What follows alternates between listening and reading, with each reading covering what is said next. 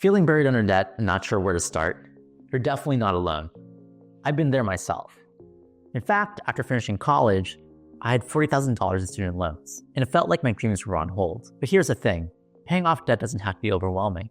And today I'm going to show you how to tackle it using a strategy I introduced in episode 7, the Lifecycle Plan. If you're not sure what that is, don't worry.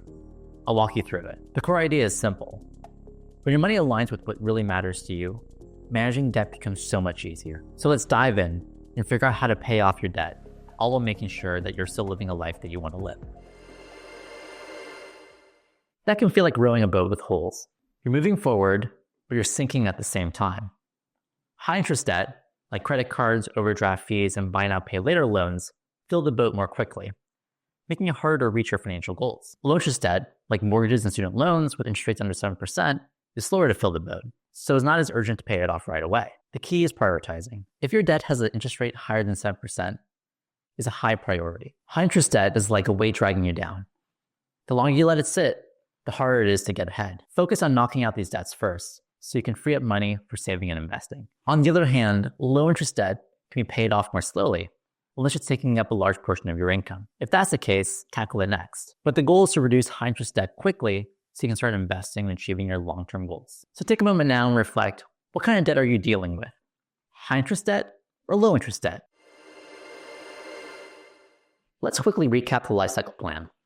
It divides your income into 3 categories. First are required expenses. These are essentials like bill payments and minimum debt payments. This should be below half your income. Second is spending. This is for your short-term priorities, things that bring you joy right now. Third is investing. This is your long-term growth fund, where you put your money toward your big future goals, like retirement and paying off debt faster. As you grow older, the idea is to reduce your spending and increase your investing so you can focus more on your future goals while still enjoying life today. But when you have debt, you'll need to think about whether you need to pay it off more quickly. You might be thinking, if I'm carrying debt, shouldn't I put all my money toward paying it off? Well, the Lifecycle Plan is about balance. It's not about punishing yourself by cutting out everything that brings you joy.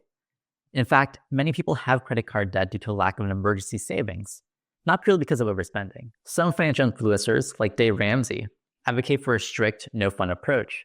But this doesn't always work. It leads to financial burnout and oversaving, which means missing out on opportunities to live fully. So let's find a middle ground. If you have low interest debt, like student loans or mortgage under 7%, then paying off that debt might be a lower priority. You can focus on investing and spending more on long-term goals and short-term priorities. But if your low interest debt is pushing required expenses higher than half your income, plan on boosting your investing to pay it off faster. But if you have high interest debt, you should prioritize on paying that off quickly. This may mean reducing your spending and pushing your money into debt repayments. The key is to pay off that high interest debt first, because it's holding you back from your long-term goals. And maintain your spending and investing rates based on your Lifecycle Plan. If you would like recommended spending and investing rates, including how much money you should put toward debt repayments, check out my website at www.lifecyclepf.com to access your Lifecycle calculator and worksheet. If you're finding this video helpful so far, click on the subscribe button to learn more about how to master your money.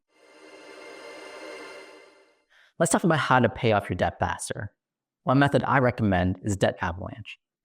It's a simple strategy that helps you save money by paying off your highest interest rate debt faster. Here's how it works. Start by looking at all your debts and figure out which one has the highest interest rates. Maybe it's a credit card with a 20% interest rate. This is the one you want to focus on first. Put as much money as you can toward that debt, while still making minimum payments on your other loans. Once that credit card debt is paid off, then move on to the next highest interest rate debt. And you keep doing this until all your debts are cleared. Now let's dive deeper into how the debt avalanche works with the Lifecycle Plan, using the example of Luke. Luke is 25 years old and has a few different debts, each with different interest rates. Let's break down his financial situation. First, he has an overdraft bank account, which has $300 with no interest but overdraft fees. Next is a buy now, pay later loan with $500 with fees. He has a credit card debt of $3,000 at 20% interest. He has a car loan of $3,000 at 10% interest. And last, he has a student loan with $10,000 at 5% interest. Luke's financial situation is that he's already made up his Lifecycle Plan. He's allocating 35% of his income towards spending, which covers his allowance and some fun stuff. He's committing 15% of his income toward investing.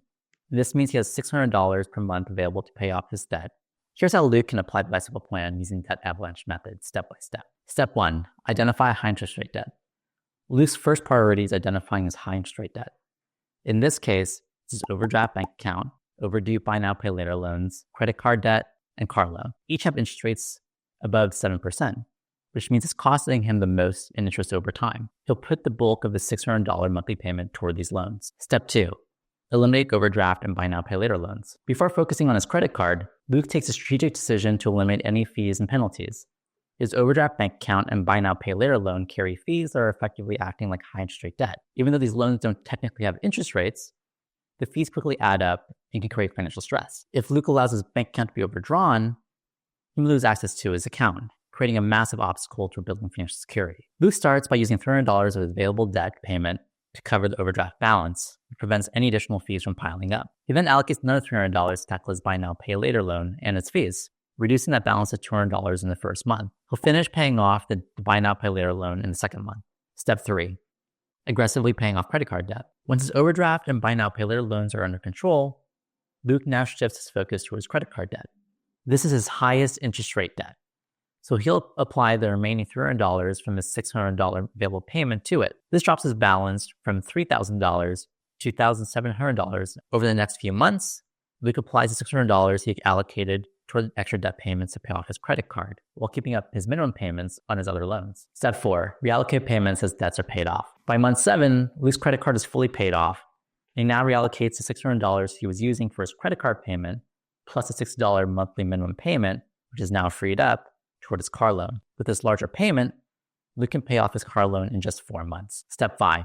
Consider whether to pay off the student loan. After the car loan is paid off by month 11, Luke's next step is to decide whether to pay down his student loan, which is a 5% interest rate. Since paying off his car loan dropped his required expenses less than half his income, he decides to leave it alone for now, because investing will yield a better long-term returns than aggressively paying down a 5% loan. He reallocates the funds to focus on investing on other long-term goals and spending on short-term priorities. Now let's look at the big picture. In just 11 months, Luke was able to completely pay off his high interest rate debt. That includes his overdraft fees, buy now, pay later loan, credit card, and car loan. This is a huge win, as he has more money freed up to go into savings, investing, and fun activities. Luke's approach perfectly aligns with the Lifecycle Plan. By prioritizing his high interest rate debt first, he keeps his required expenses low and builds up his investing rate. Once that debt is gone, he can focus more on his long-term goals like retirement and spending more on his short-term priorities like travel and hobbies. Luke's plan remains flexible because he is able to adjust his priorities based on his financial situation. Debt Avalanche Method, along with the Lifecycle Plan, helps you make smarter financial choices that align with your bigger goals. The key is to knock out high interest rate debt first, and then redirect those payments toward your future goals, creating a snowball effect that accelerates your path toward mastering your money. The key to paying off your debt is showing up. Consistency is everything. But I get it, staying motivated during a long process can be tough. So here's how to stay on track. First, set up automatic payments. Seriously, just set it up and forget it. Once you decide how much you're going to pay each month, set those payments to run automatically. This way, you don't have to think about it. You're making progress behind the scenes without using extra mental energy. Next, celebrate the small wins. Maybe you pay off a credit card or just stick to your plan for a whole month. That's a win. You don't need to reward yourself with anything huge. Maybe treat yourself to a nice coffee or just take a moment to acknowledge that you're making progress. These rewards will help keep you motivated throughout the process. I also recommend finding an accountability partner. Whether it's a friend, family member, or a financial coach, having someone to check in can make a huge difference. And share your goals and progress with them and set up regular check-ins. Finally, if you're building your emergency fund, don't worry about having a huge amount saved while you pay off your high interest rate debt. Focus on having just enough to cover your unexpected expenses, maybe as much as 1 month of required expenses. And use any extra funds to tackle your high interest rate debt. You'll build your emergency fund more effectively once that debt is gone. In our next episode, we'll talk about building an emergency fund even while you're paying off debt.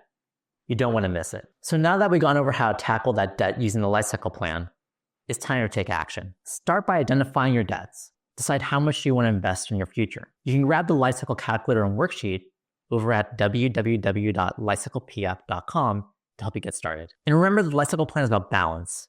Just because you have debt doesn't mean you have to cut back on spending entirely while you pay it off. The Lifecycle Plan isn't about punishment. It's about creating a good life now and in the future. What's your first step toward paying off debt this year?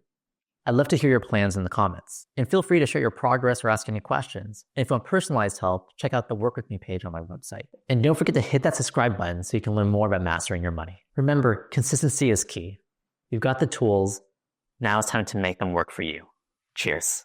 And now a word from our sponsor,